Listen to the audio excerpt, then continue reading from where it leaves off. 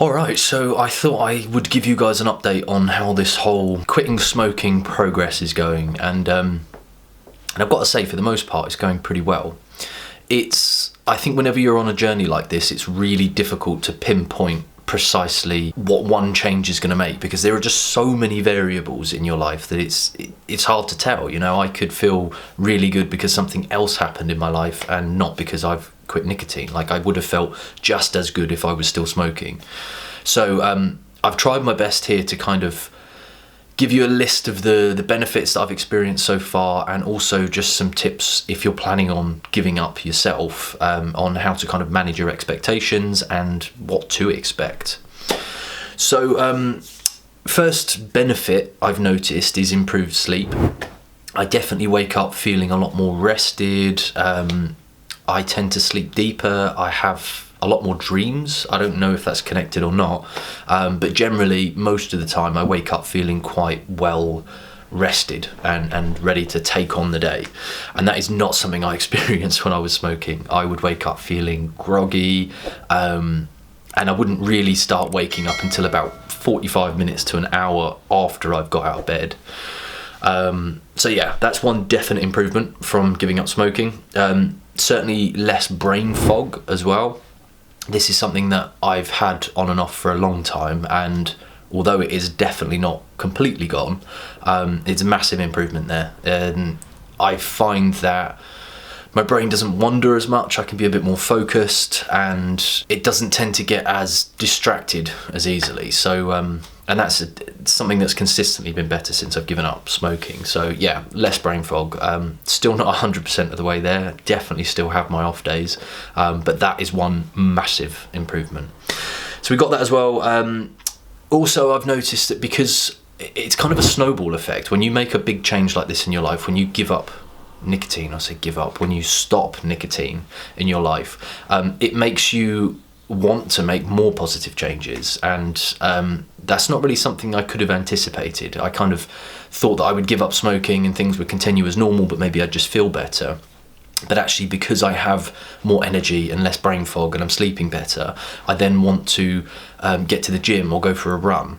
And if I had been smoking, I definitely would not have wanted to do those things. So since I've given up smoking, I've been back to the gym for the first time since lockdown, and that has had a massive improvement on my mental health, and also just more pride when you look in the mirror at yourself and you can see that you're making changes. That's a huge benefit. And getting back into running as well. I used to love running, never anything long distance, sort of maybe 5 to 10k. But I forgot how important that was for my mental health. So if I hadn't stopped smoking, I would never have rediscovered that. So that's another massive benefit. Now, there is a slight downside to this this want of self-improvement, because one thing that I found is that actually my mood took a huge dip. Now, I was expecting that anyway, because I think there's something about smoking causing serotonin or raising serotonin or dopamine in your system, whatever it is, but it does make you feel good in the moment. And obviously the moment you're weaning off a drug, which is exactly what nicotine is, you are going to feel worse.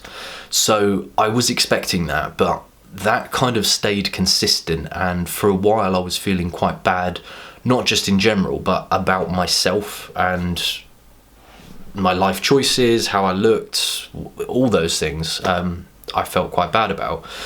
But that's not necessarily a bad thing. I think what I've realised is that I used smoking as a kind of therapy, if you will, to kind of mask my issues. So if I was smoking, I felt numb, I felt lethargic, I felt like I didn't have any energy, and therefore I didn't have to concern myself with problems that existed in my life or still exist in my life. And taking that kind of mask away means that you actually have to face the reasons why you're smoking. Because in all likelihood, I guess smoking and alcoholism and drug addiction, they're all the same. They're kind of masking a root issue. And the moment you take that mask away, you're going to have to kind of deal with that root issue, and it's really horribly uncomfortable.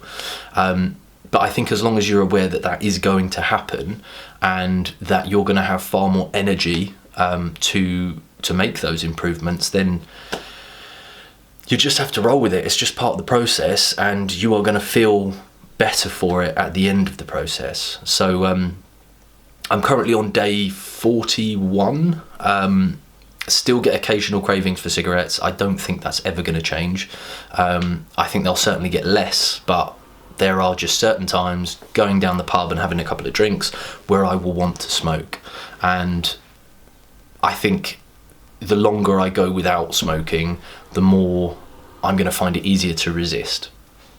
So yeah, it's definitely getting easier, but there are things that I did not expect to happen. So what advice can I give you if you're planning on giving up?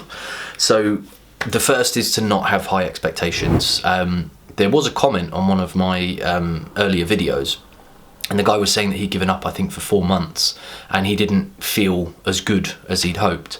And Pavel, I think your name was, I can't remember now, but I think it's easy to have high expectations when you give up smoking, because everybody tells you how bad smoking is and all the things that it does to you. And so I think you feel that when you give up smoking that you're suddenly going to feel amazingly better. And I think you need to have realistic expectations, particularly if you've been smoking for years, or in some cases even decades. It's taken a long time of you constantly poisoning your body with not just nicotine, but all of the other crap that is in cigarettes. And that stuff is not going to leave your system overnight. Now, those changes, I think, are going to be so small and so gradual that it won't be until months or even years down the line when you suddenly realise that there have been massive changes. It's just they've happened so gradually.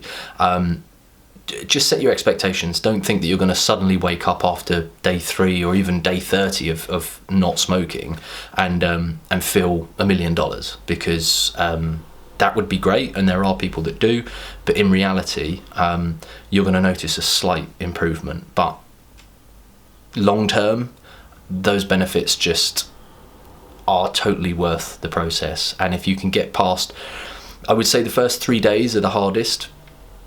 If you can get past then the 2-week point, after that, for me, it started to get a little bit easier, and now it's just the occasional craving. But the routine is so out of my system that the idea of smoking pops into my head. I kind of just observe it, and then it's gone, and I don't think about it anymore. So, you know, maybe that happens once every 2 or 3 days, and that gets better more and more with time. So that's the first thing. Second is, don't get complacent. So this is something I think, if you've given up for a decent length of time, say 2 weeks or 30 days, or even sometimes it could be years, you feel like you've somehow conquered smoking. And I think what you have to realise is that that part of you that craves a cigarette is always going to be there. I'm sure if you could like zoom in on the brain, there's probably like some kind of neural connection there somewhere that is exactly to do with smoking, and what you're doing over time by not smoking is weakening that link, but that link will never disappear.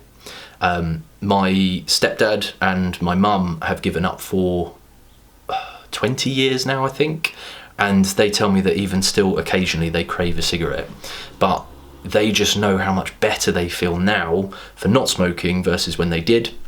And they know that there is no such thing as just one cigarette. This is exactly the problem I think most people have, is that they get complacent, they feel that they've conquered smoking, and that they can suddenly become casual smokers, or they can have the occasional cigarette if they go out or at Christmas or whatever.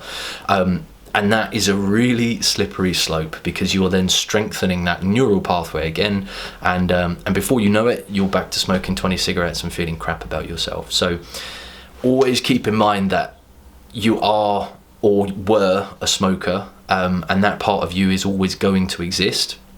Acknowledge that it's there, and put processes in place to make sure that you don't stumble up again.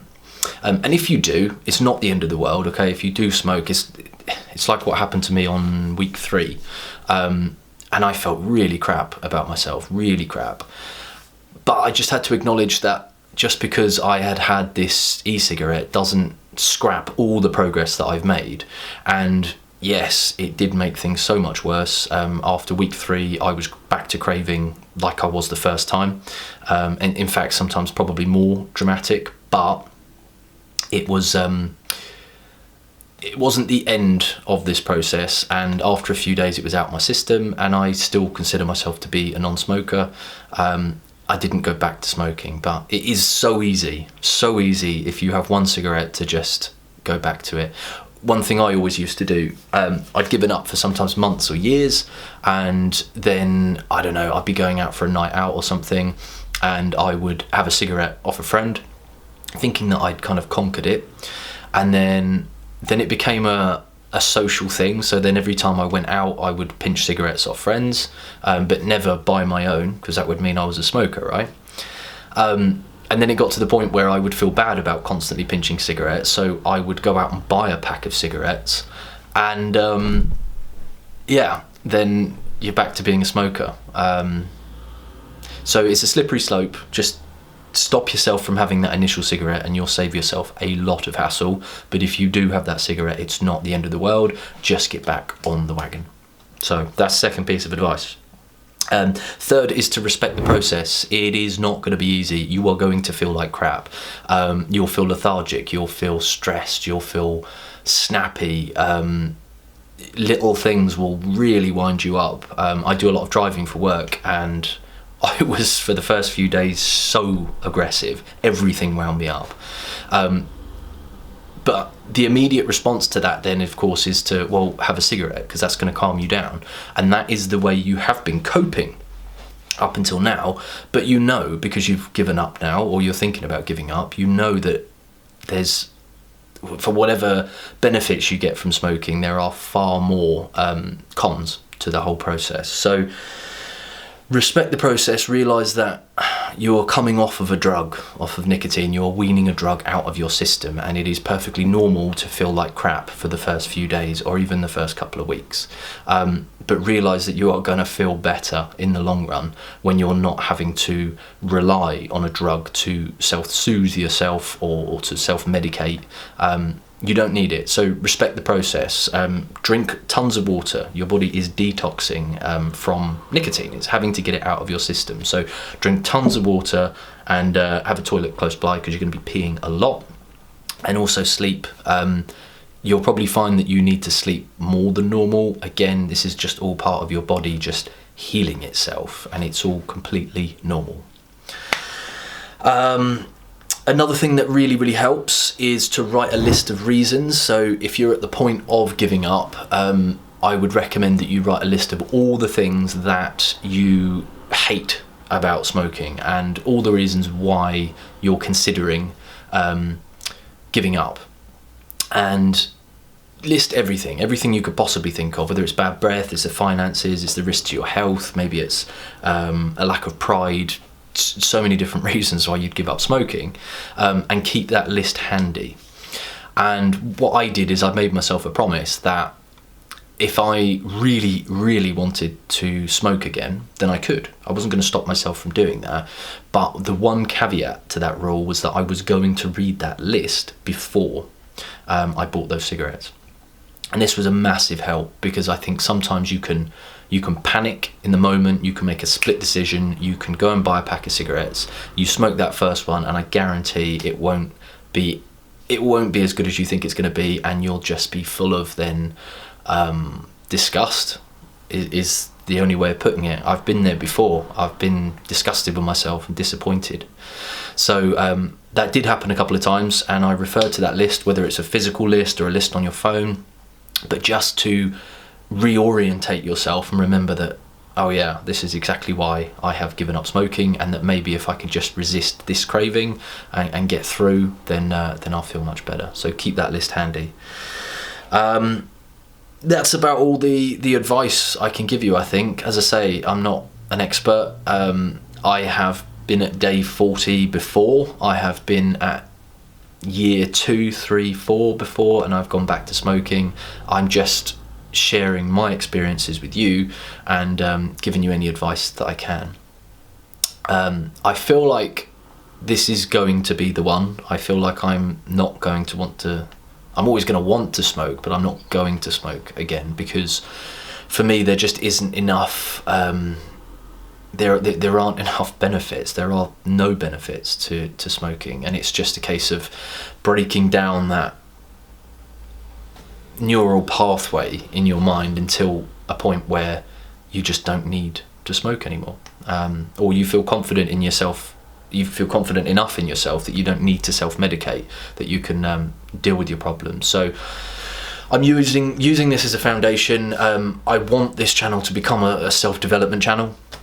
So, you know, if I can take you through my self-development process, then maybe you'll feel more confident about taking my advice, because I've been there and I've done it and I've showed you the process. If you are thinking about giving up, or if you're in the stages of giving up, or if you have given up, well done, because it is not an easy thing to do. It is bloody hard work, but it's so worth it. So stick with it, or go for it if you're thinking about it, and you will get through it. I've got faith in you. So as always, guys, if you found this content useful, please like and subscribe. It makes a huge difference to this channel and will allow then this content to get out to other people who might benefit from it. So thanks very much for taking the time to watch this video. I appreciate you all.